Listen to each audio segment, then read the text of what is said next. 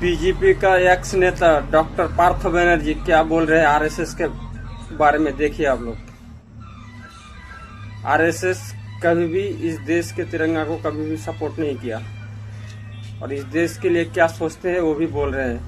सुनिए आप लोग।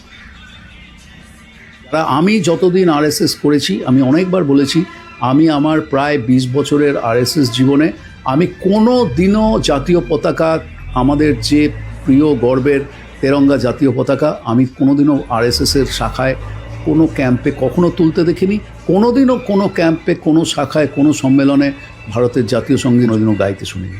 এরা ভারতের জাতীয় পতাকায় বিশ্বাস করে না, ভারতের জাতীয় সঙ্গীতে বিশ্বাস করে না, এরা ভারতের সংবিধানে বিশ্বাস করে না, এরা ভারতের ধর্মনিরপেক্ষতায় বিশ্বাস করে না এবং এরা ভারতের যে বহুত্ববাদ, যেখানে হিন্দু মুসলমান খ্রিস্টান, রবীন্দ্রনাথের যে ধ্যানের ভারত, যে হিন্দু বৌদ্ধ শিখ জৈন পারসিক মুসলমান ও খ্রিস্টানি, এরা সেই আদর্শে বিশ্বাস করে না। এরা একটা ফ্যাসিস্ট সংগঠন।